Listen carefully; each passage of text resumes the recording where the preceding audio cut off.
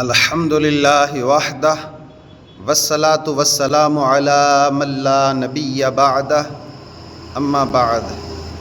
معزز سامعین، السلام علیکم ورحمۃ اللہ تعالی وبرکاتہ۔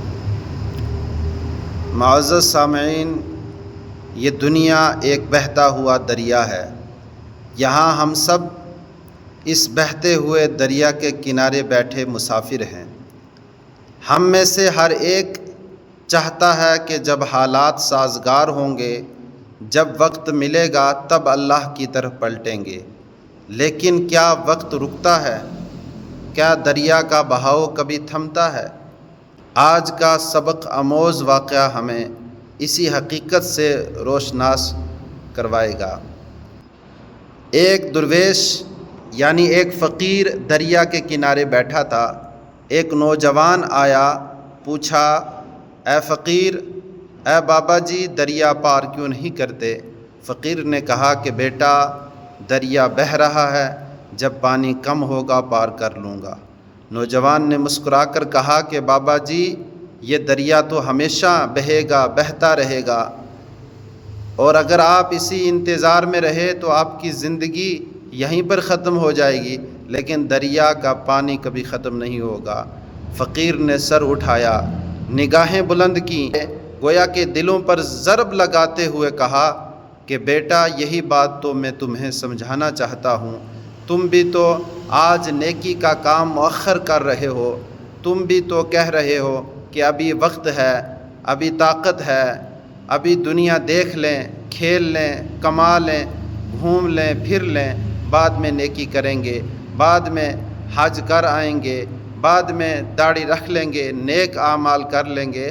اللہ تبارک و تعالی ارشاد فرماتا ہے، یا ایھا الذین آمنوا اتقوا اللہ ولتنظر نفس ما قدمت لغد واتقوا اللہ ان اللہ خبیر بما تعملون۔ سورہ حشر آیت نمبر 18 کے اندر اللہ رب العالمین ارشاد فرماتا ہے، اے ایمان والو، اللہ سے ڈرو اور ہر جان یہ دیکھے کہ اس نے کل قیامت کے لیے کیا بھیجا ہے، اور اللہ سے ڈرو، بے شک اللہ تمہارے اعمال سے خوب واقف ہے۔ یہ آیت ہمیں جھنجھوڑ رہی ہے، آج ہی کا محاسبہ کرو، کل کا انتظار نہ کرو۔ اور آقا دو جہاں صلی اللہ علیہ وسلم نے ارشاد فرمایا، کن فی الدنیا کأنک غریب او عابر سبیل، دنیا میں ایسے رہو جیسے کوئی اجنبی یا عارضی مسافر ہو۔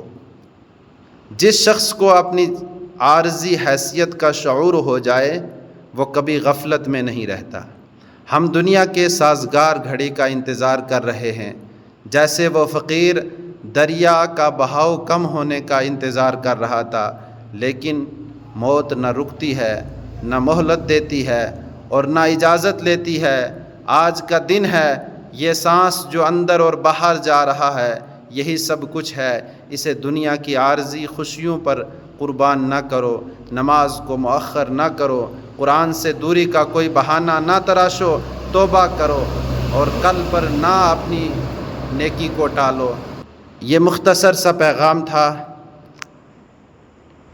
اگر آپ کو پسند آیا ہو تو ویڈیو کو جو ہے آپ لائک کر سکتے ہیں، اور غلطی ہو وہ کمنٹ میں جا کر آپ آگاہ کر سکتے ہیں، اور آپ میرے چینل کو سبسکرائب کریں تاکہ ہر آنے والی ویڈیو آپ تک پہنچ سکے۔ میں دعا گو ہوں کہ اللہ تبارک و تعالی ہمیں سننے، سمجھنے اور فوراً اس پر عمل کرنے کی توفیق عطا فرمائے۔ آمین بجاہ سید المرسلین صلی اللہ علیہ وسلم۔